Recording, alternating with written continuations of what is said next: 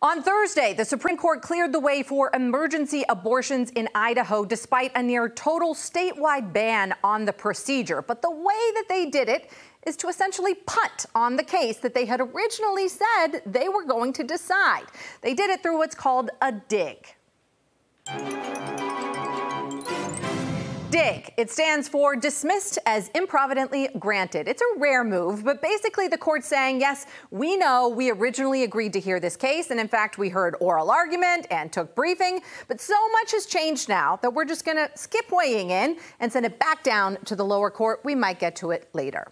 The case is about a federal law, the Emergency Medical Treatment and Labor Act, or EMTALA. EMTALA requires hospitals that receive federal funding to provide emergency stabilizing care to patients, which could include an abortion. And the question in the case is whether EMTALA trumps Idaho's ban on abortion, except in cases where the life of the pregnant person is at risk. The court's decision means that this case goes back down to the district court, where the judge has essentially pressed pause on Idaho's abortion ban. But the case could revisit the Supreme Court soon. Joining me to discuss the implications of the court's decision and what's to come, Dr. Jamila Perritt, an OBGYN and the CYO of Physicians for Reproductive Health. Dr. Perritt, thanks so much for joining us.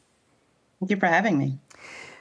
Justice Jackson wrote in her opinion here in her dissent that this is not really reaching the question. This is not a victory for pregnant people or pregnant patients in Idaho. This is just a delay. What did she mean by that? Well, what we know is that this ruling does not change the material conditions of people who are pregnant and who are seeking medical care, especially those who are seeking it in states where there are abortion bans or significant restrictions to access to abortion care in place. I think it's important for us to understand that not being left to die when seeking care during a medical emergency is the least of what pregnant people in Idaho and pregnant people around this country deserve. The decision, again, it does not change the real life conditions of people who are seeking care, life-saving essential care every day. And sometimes that includes abortion care. Can you talk a little bit about the procedures here that could be involved? Because one of the questions is, well, what's really the difference between life-saving care and this emergency stabilizing care? And they talk about when the woman's health is in grave danger, and that could mean a threat to her fertility. But what is it like in the emergency room when you're looking at a situation where EMTALA might come into play, but it might not be a life-saving procedure?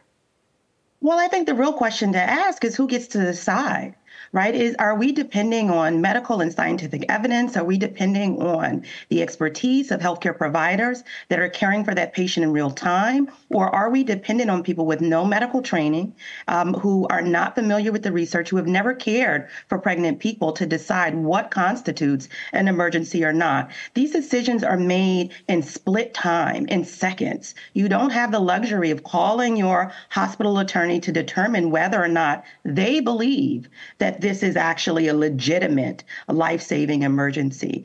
People deserve timely care, and doctors deserve an opportunity to care for people in the way that we were trained. I've trained more than 20 years to provide medical care to pregnant people. And so the idea that politicians and legislators should be able to decide what care I get or you get or any person in this country gets, to me, is not just harmful, it is deadly.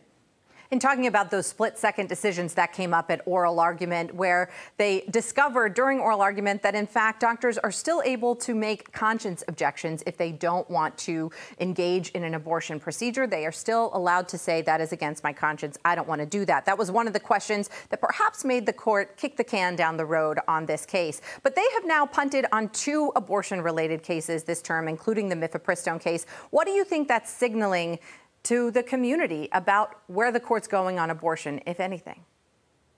I don't see this as a positive thing. What we really want is a firm and secure decision that protects our fundamental human right to build our families if, when, and how we decide and we determine. And that is not what the court is doing. They are not making decisions on the merits. They are not making decisions even based on scientific and medical evidence. This is a terrifying reality, both for healthcare providers and for any person with the capacity for pregnancy. Dr. Jamila Perritt, thank you so much for joining us. The Supreme Court, when they issued the landmark Dobbs decision, said they were sending the issue of abortion back to the states.